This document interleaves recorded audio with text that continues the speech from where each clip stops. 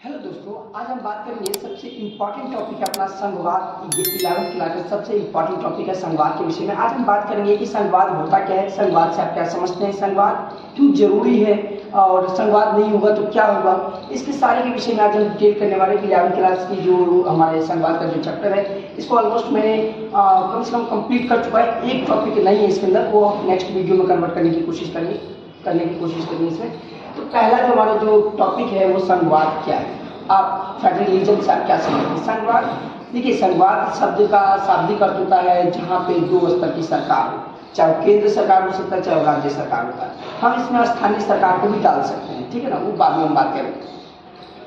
एक इंट्रो की अगर बात करें हम तो संघवाद का मतलब, तो संघ का मतलब है संगठन, क्या है संगठन, और वाद का मतलब है विचार करना। तो संगठन पे विचार करना ही क्या कहलाता है, संघवाद कहलाता है। थोड़ा सा और हम आगे बात करेंगे कि कैसे संघवाद जो है अन्य देशों में भी हमें देखने को मिला और भारत जैसे विशाल देशों में भी देखने को मिलता है।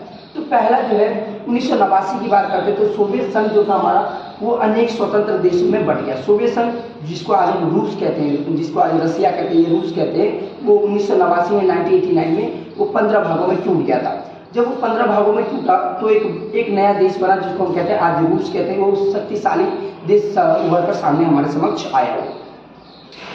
फिर हम कहते हैं कि उसी में उज्बेकिस्तान है, चेकोस्लोवाकिया है और यूगोस्लाविया है। ये कुछ ऐसे देश आपको देखने को मिलेंगे जो कि उन्हीं का प्रांत हुआ करता होगा या उन्हीं की संस्कृति, उन्हीं की भाषा, उन्हीं की जो रिलीजन के आधार पर वो धीरे धीरे बंटना स्टार्ट हो गए। वो हम बाद में हम बात करेंगे तो पता लग जाएगा।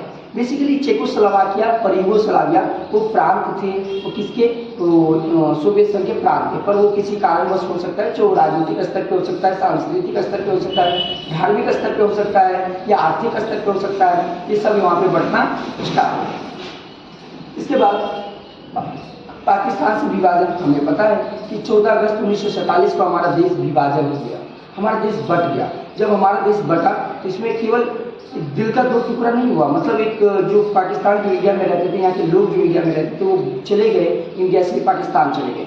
तो 14 अगस्त 1947 को हमारे को विभाजन भी देखने को मिलता है, जो कि एक संयुक्त प्रांत यहाँ पे हुआ करता था।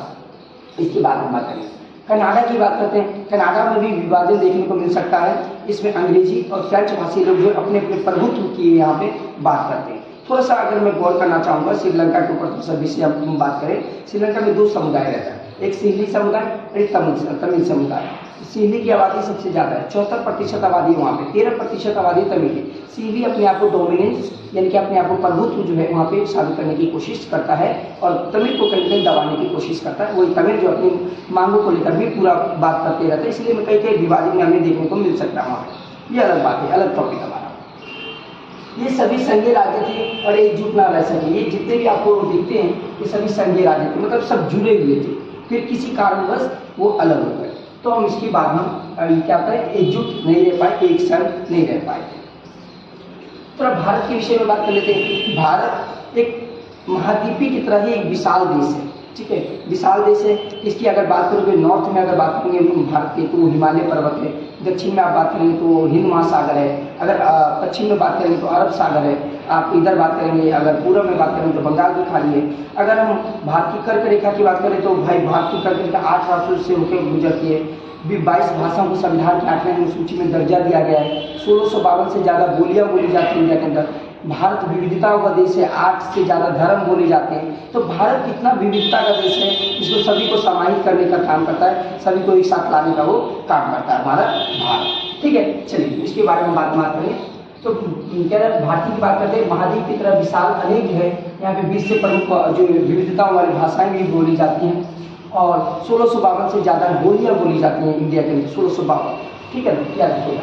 करोड़ों आदिवासी निवासी करते हैं, चाहे वो तुम्हारा सिक्किम हो, अरुणाचल प्रदेश हो या तुम्हारा मिजोरम हो, मेघालय हो, और भी बहुत सारी स्टेट्स हैं इंडिया के अंदर जहाँ पे आदिवासी निवास करते हैं।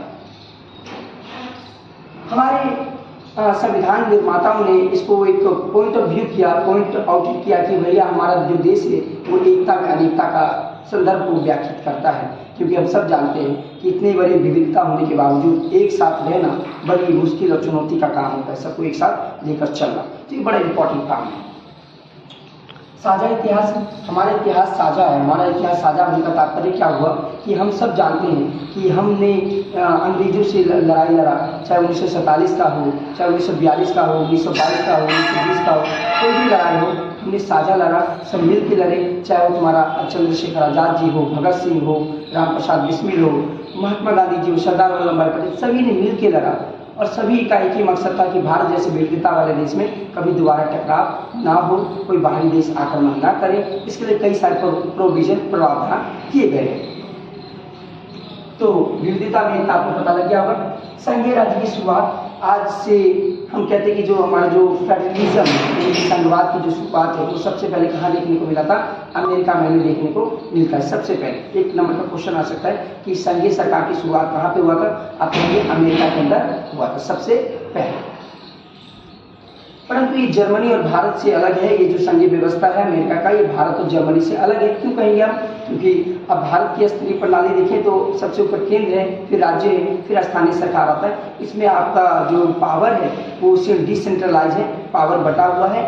और अमेरिका में अलग हम कह सकते हैं इसका। संघवाद की अवधारणा क्या है? कॉन्सेप्ट ऑफ फेडरलिज्म, यानी कि संघवाद की क्या अवधारणा है, क्या मूलभूत अवधारणा है, उसके विषय में हम थोड़ा सा विचार करेंगे। संस्थागत प्रणाली है। संस्थागत प्रणाली का तात्पर्य हुआ ये सारे कुछ जो है, ये सारी बातें हमारे कॉन्स्टिट्यूशन में रिटर्न डॉक्यूमेंट्स है। एक हमारे कॉन्स्टिट्यूशन में लिखा गया है, पूरी तरीके से लिखा गया है, एक नहीं पूरा लिखा गया है, अच्छी तरीके से ब्यौरा उसका दिया गया है। हम इकरी नागरिकता, दोहरी नागरिकता के विषय में बात करें। क्या होता है इकरी नागरिकता, क्या होता है दोहरी नागरिकता? आप परिचित होंगे कि इकरी नागरिकता वो होता है जब किसी भी स्टेट या किसी भी देश में एक ही नागरिकता प्रदान किया जाता है, उसको इकरी नागरिकता बोलते हैं। जब आपको राज्य का भी, आपको देश का भी जब दर्जा मिलता है तो उसको हम दोहरी नागरिकता हम कहते हैं। इकरी नागरिकता अपने इंडिया के अंदर अगर एग्जाम्पल अगर दूं मैं, तो मैं बिहार से हूँ जैसे कि, तो मैं बिहार के मधुबनी जिला से हूँ, तो बिहार एक स्टेट हो गया। अगर बिहार का भी मुझे नागरिकता मिल गया और पूरे भारत का भी नागरिकता मिल गया, उसे दोहरी नागरिकता बोलते हैं। अगर मुझे केवल बिहार का नागरिकता ना मिलकर केवल एक ही नागरिकता मिला, वो नागरिकता होगा पूरे देश का, यानी कि पूरे इंडिया का, पूरे भारत का, तो मैं एक ही नागरिकता, एकल नागरिकता कहलाता है। जब अगर अमेरिका की बात करते हैं, अमेरिका में राज्य को भी अधिकार दिया गया है, नागरिकता दिया गया और केंद्र का भी नागरिकता दिया गया, इसलिए इसको हम बोलते हैं दोहरी नागरिकता। कोई डाउट नहीं होना चाहिए। अब हमारा जो संविधान है वो लिखित संविधान है, पूरा लिखा गया है। उसको बनाने में ही 2 साल 11 दिन 18 दिन का लग गया था। और वही संविधान है जिसमें बहुत सारे जो प्रारूप समिति के अध्यक्ष डॉक्टर भीमराव अम्बेडकर, संविधान सभा के अध्यक्ष डॉक्टर राजेंद्र प्रसाद जी, बहुत सारे जिन्होंने मेहनत करके कॉन्स्टिट्यूशन को जो है एक तैयार किया था। ठीक है, तो दोहरी शासन प्रणाली की बात किया गया है। दोहरी शासन प्रणाली का तात्पर्य हो गया आपका केंद्र और राज्य सरकार के बीच में जो शक्तियों का बंटवारा है, उसको हम दोहरी शासन प्रणाली कहते हैं। अब राष्ट्रीय महत्व की बात करते हैं। जो आपका डिफेंस है, जो आपका पैसे से रिलेटेड जो मामले हैं, वो केंद्र के अधीन आते, राज्य के मामले में नहीं आते। वो हम उसके विषय में बाद में बात करेंगे। ठीक है, हाँ, संघ केंद्रीय हो गया। ये सारे जो मुद्दे आते हैं, जो प्रतिरक्षा का यानी कि जो डिफेंस का मामला है, और मुद्रा यानी कि पैसे से रिलेटेड, जो सारे केंद्र के अधीन आते हैं। अब स्थानीय महत्व विषय, अब देखिए केंद्र तो सब गांव में जाकर तो नहीं कहेगा कि आपकी क्या प्रॉब्लम है, क्या समस्या है, वो तो नहीं करेगा। वो कहाँ जाएगा? वो राज्य के पास जाएगा। भाई राज्य में क्या कमियां हैं, क्या आपको वहाँ पे देख सकते हैं कमियां हमें देखने को मिलती है, तो उसको समाधान करने का जो कार्य है वो कौन करेगा? आपका राज्य करेगा। ठीक है, चलिए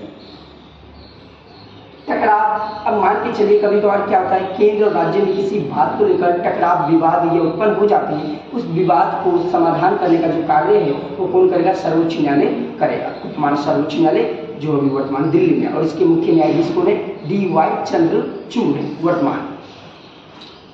तो ये टकराव को भी समाधान करते हैं। वास्तविक निर्धारण की बात करते हैं, जो संघवाद का निर्धारण कैसे होता है, तो हम कहते हैं कि भाई हमारे यहाँ पे जो है एक संस्कृति की बात करते हैं, राजनीति की बात करते हैं, आर्थिक की बात करते हैं, भाषा की बात करते हैं, जाति की बात करते हैं, धर्म की बात करते हैं। इतना सब कुछ होने के बावजूद भी भारत एक है, भारत में कभी भी टकराव देखने को नहीं मिलता है। तो आप इसको यहाँ पे लिख सकते हैं कि संघवाद का तात्पर्य भी है कि जब अलग अलग देशों में जो है चाहे केंद्र और राज्य स्तर की सरकार तो होती है, परंतु इसकी वास्तविक नुमाइंदगी जो है कौन करता है? उसकी इतिहास, उसके सांस्कृतिक, उसके राजनीतिक, उसकी आर्थिक सारे करते हैं। ठीक है जी, चलिए कामकाज आसानी से चलता है। देखिए राजनीतिक दलों की अगर हम बात करें तो राजनीतिक दल एक ऐसा माध्यम होता है जो कॉन्स्टिट्यूशन में लिखा है, जो हमारे संविधान में लिखा है, उसको सही पूर्वक जो है अपने प्रैक्टिकल जो है अनुभव तरीके से उतारना उनका काम है। संविधान तो एक फ्रेमवर्क है, संविधान तो एक ढांचा है, उसको सही तरीके से काम करवाने की जिम्मेदारी राजनीतिक दलों पर है, हमारा है। ठीक है जी, ये हो गया हमारा राजनीतिक दल वाला।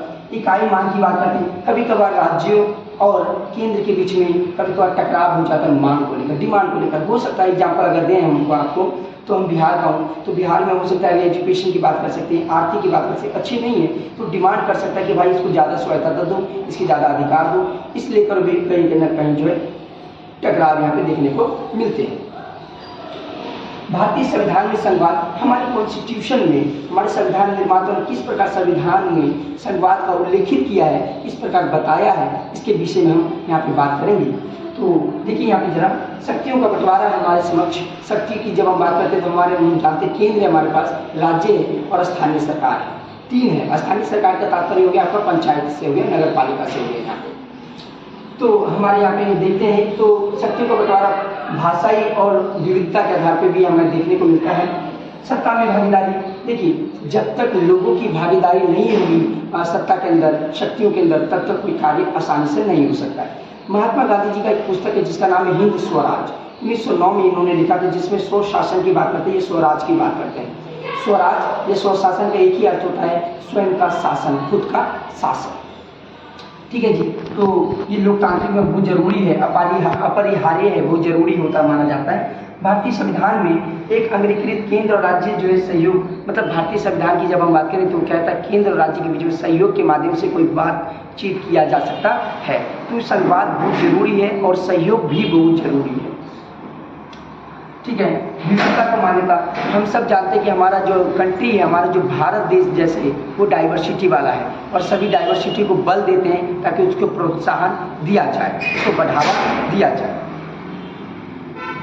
संविधान की बात करते हैं। संविधान में एक अंग्रेजी संस्करण में इसमें लिखा गया है कि फेडरेशन, एक शब्द आता है आपका फेडरेशन, एक शब्द है फेडरेशन।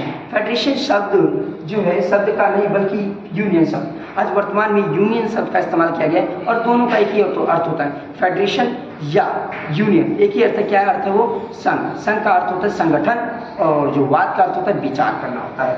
तो दोनों के लिए एक ही शब्द इस्तेमाल किया गया है, संघ। ठीक है जी। अनुच्छेद 1 में क्या कहता है? हमारा जो अनुच्छेद है वो एक कहता है भारत अर्थात इंडिया जो है एक राज्यों का संघ होगा, अर्थात हम कह सकते हैं 28 राज्य और 8 केंद्र शासित प्रदेश से मिलके हमारे भारत का जो स्वरूप तैयार होता है, एक ढांचा तैयार होता है। तो अनुच्छेद 1 में कहता है कि भारत अर्थात इंडिया राज्यों का संघ होगा।